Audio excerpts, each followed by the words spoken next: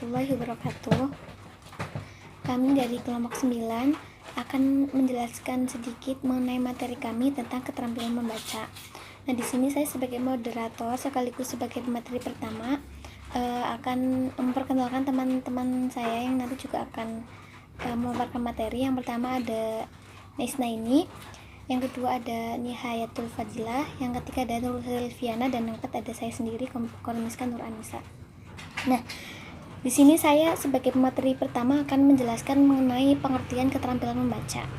Nah, keterampilan membaca itu terdiri dari dua kata, yaitu keterampilan dan membaca.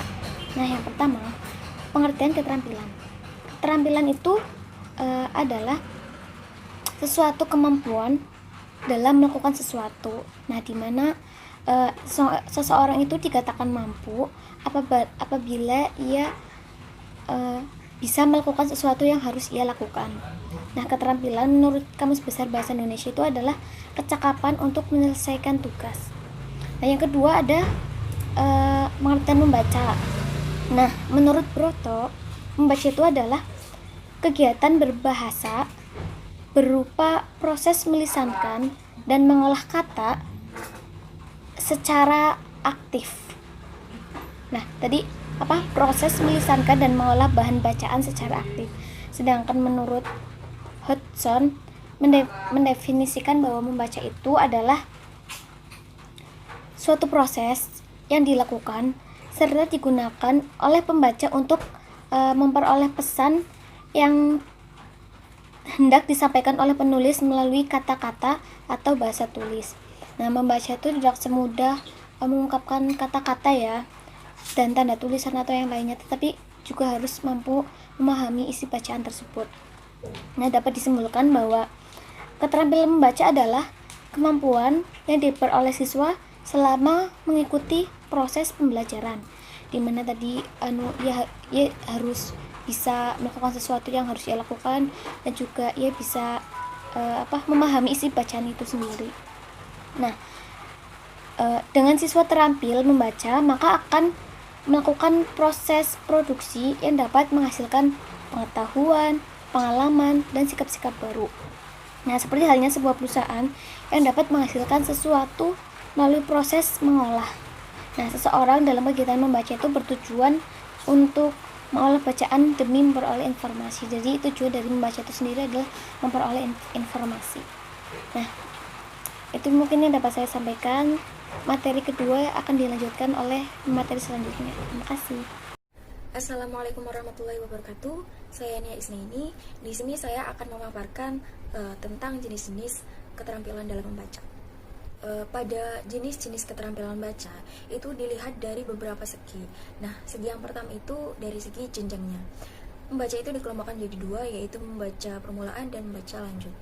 Nah, pada membaca permulaan, yaitu kegiatan di mana membaca itu mampu melafalkan huruf dengan benar dan memperoleh informasi. Nah, simpelnya begitu, teman-teman. Terus selanjutnya membaca lanjut, yaitu keterampilan membaca yang dapat dilakukan apabila pembaca itu sudah bisa membaca teknik atau membaca permulaan. Kemudian yang selanjutnya dari segi pelaksanaannya. Nah, membaca itu dikelompokkan menjadi dua dari segi pelaksanaannya, yaitu membaca nyaring dan membaca dalam hati. Nah, pada membaca nyaring ini, itu proses membacanya diucapkan dengan suara lantang, dengan intonasi dan jeda yang tepat. Sangat memperhatikan tanda baca dan dilaksanakan dengan lancar agar mudah ditangkap oleh pendengar dan penyimak gitu. Nah, membaca nyaring atau lebih sederhananya itu membaca bersuara. Nah, terdiri atas membaca teknik dan membaca estetik. Nah, sebenarnya keduanya ini itu mementingkan kelancaran dan kebenaran dalam pengucapan kata.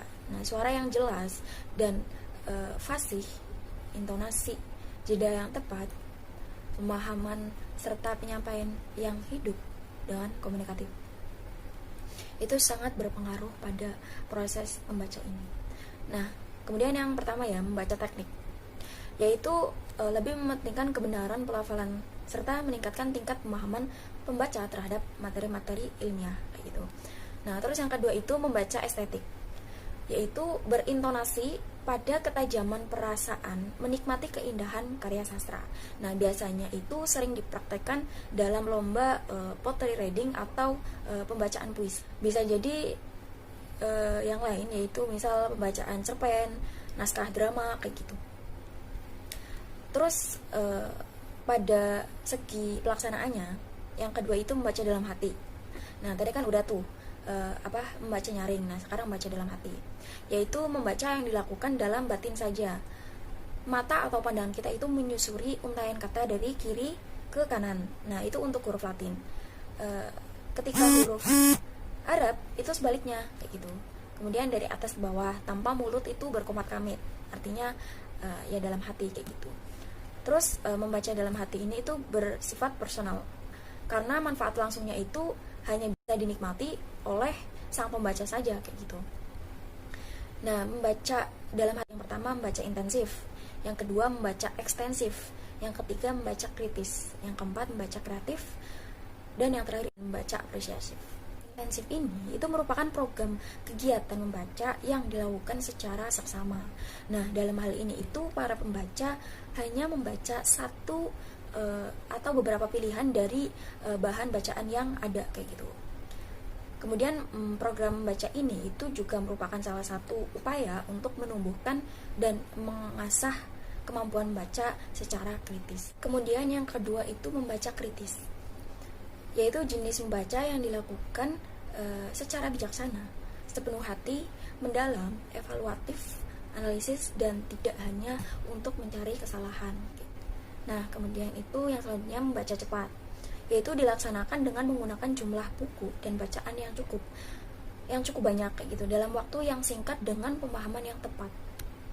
Nah, cara pemahaman ini tuh dilakukan dari atas ke bawah dengan kecepatan 300 sampai 350 bahkan sampai 400 kata per menit, kayak gitu. Kemudian yang terakhir itu membaca apresiatif, yaitu mementingkan penghayatan, kemampuan merasakan keindahan naskah, dan bisa menghargai keberadaan ide-ide dalam teks. Membaca apresiatif itu dilaksanakan di dalam hati, artinya tidak bersuara dan dilakukan dalam hati, kayak gitu. Nah, oke, segitu dulu sedikit pemaparan terkait jenis keterampilan membaca dari saya. Semoga dapat dipahami oleh teman-teman semuanya. Terima kasih. Wassalamualaikum warahmatullahi wabarakatuh. Bismillahirrahmanirrahim. Saya Nurul Silviana akan menjelaskan mengenai tujuan dari membaca. Menurut Anderson, tujuan membaca dibagi menjadi 7. Yang pertama ialah dengan membaca diharapkan seorang pembaca dapat memperoleh perincian-perincian atau fakta-fakta yang ada dalam suatu bacaan. Dan tujuan membaca yang kedua yaitu memperoleh ide-ide utama dalam suatu bacaan. Selain itu, tujuan membaca yang selanjutnya ialah untuk mengetahui urutan atau susunan organisasi bacaan. Selain 3 tujuan di atas, masih ada 4 lagi tujuan membaca menurut Anderson. Yang keempat ialah untuk mengelompokkan isi atau jenis dari bacaan tersebut. Dan yang selanjutnya ialah dengan membaca diharapkan seorang pembaca dapat mengevaluasi dari isi suatu bacaan tersebut. Nah, selanjutnya tujuan membaca menurut Anderson ialah untuk membandingkan isi bacaan dengan kehidupan nyata. Nah, tujuan yang dipaparkan oleh Anderson ini merupakan tujuan membaca secara khusus. Sedangkan untuk tujuan membaca secara umum ialah untuk memperoleh informasi, mencakup isi dari suatu bacaan. Sehingga dengan membaca kita dapat memahami makna yang terkandung dalam bacaan. Dan diharapkan setelah membaca, seorang membaca dapat menambah wawasan dan pengetahuannya. Itulah tujuan membaca yang dapat saya paparkan. Demikian, terima kasih. Selanjutnya saya akan menjelaskan contoh teks keterampilan membaca. Yang pertama, contoh ragam teks keterampilan membaca dilihat dari jenjangnya. Membaca dibagi menjadi 2. Yang pertama, membaca permulaan. Yang kedua, membaca lanjut. Membaca permulaan. Membaca permulaan merupakan kegiatan membaca yang mampu melafalkan huruf yang benar dan memperoleh informasi. Yang kedua, membaca lanjutan. Membaca lanjutan merupakan keterampilan membaca yang dapat dilakukan apabila pembaca sudah bisa membaca teknik atau sudah bisa membaca permulaan. Selanjutnya dilihat dari pelaksanaannya. Membaca dibagi menjadi dua. Yang pertama membaca nyaring, yang kedua membaca dalam hati atau sunyi. Membaca nyaring merupakan proses membaca yang diucapkan dengan suara lantang. Ada dua pembagian suara nyaring. Yang pertama membaca teknik, yang kedua membaca ekstentik. Yang selanjutnya membaca dalam hati atau sunyi, yaitu membaca yang dilakukan di dalam hati atau di batin saja, sehingga mata atau pandangan kita itu menelusuri uraian kata dari kiri ke kanan, atas ke bawah, sehingga mulut kita itu tanpa berkomat kamit. Ya, mungkin itu saja yang dapat saya sampaikan. Terima kasih.